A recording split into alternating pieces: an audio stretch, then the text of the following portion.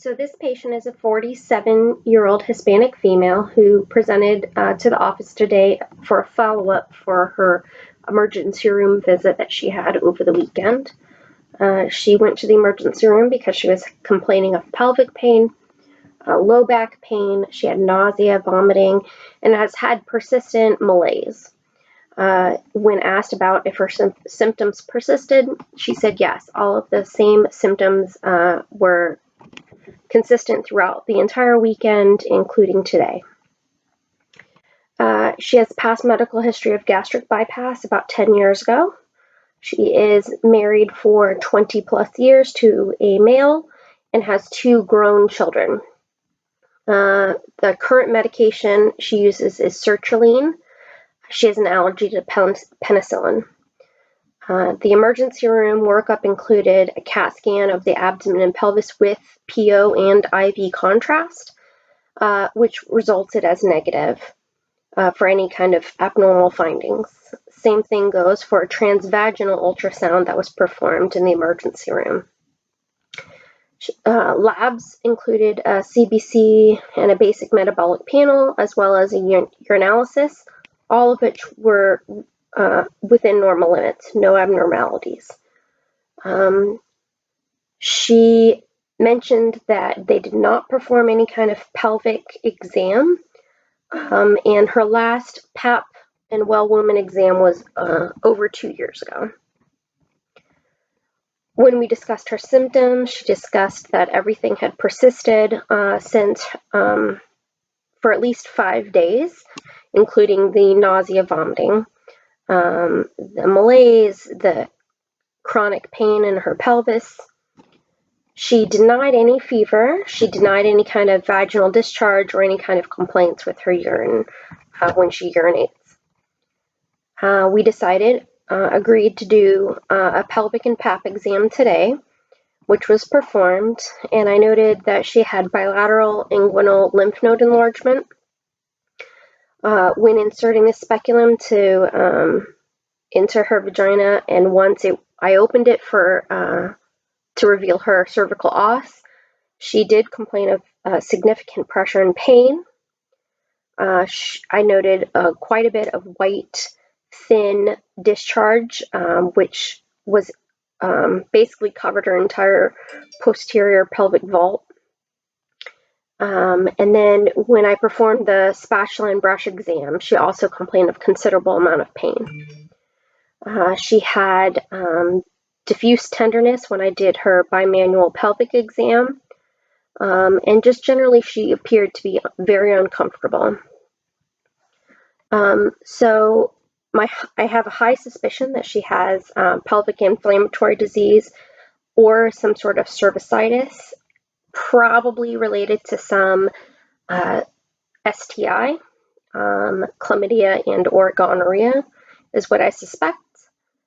She could potentially have cervicitis not related to an STI, although her symptoms and her discharge are highly suspicious for an STI.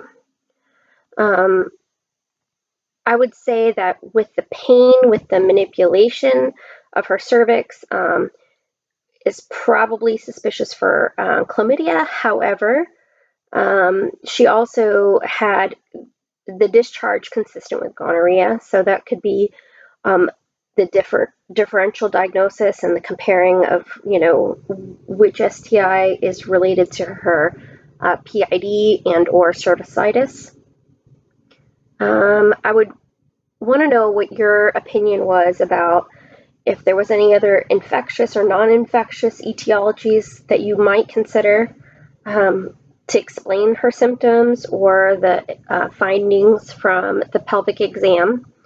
Is there anything in your past patient experiences that could also signify or coincide with her symptoms and the findings on exam? So I think the plan for the patient should include following up, of course, on the findings of the cervical swabs, especially for the chlamydia and gonorrhea. I'd like to send the patient for a complete STD screening, including HIV, hepatitis, and syphilis. I'd like to repeat her transvaginal ultrasound here in our office because I have concerns about the lymph nodes that are being enlarged, and they're also tender upon palpation. I think it would be smart to treat her preemptively for pelvic inflammatory disease with doxycycline, which would be 100 milligrams twice a day for 10 days. And I think it wouldn't hurt to also give her some IM Rocephin, which a dose that we have here in office is the 1 gram. So we could give her that IM. I'd like to tell her to avoid all kinds of sexual contact until all the results come back. And I'd like to see her back in about 7 to 10 days to review all of the lab findings and see how her symptoms have evolved or persisted or improved at that point.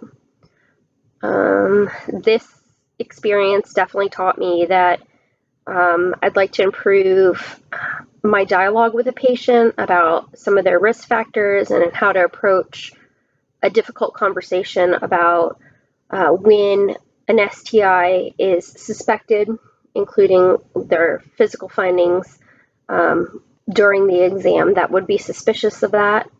The appointment was somewhat uncomfortable because, this is a new scenario for me, and, I'd like to have better fluidity with the appointment, especially when it comes to difficult conversations regarding, sexually transmitted diseases, especially in somebody that's, or what they perceive to be a monogamous relationship for 2+ decades.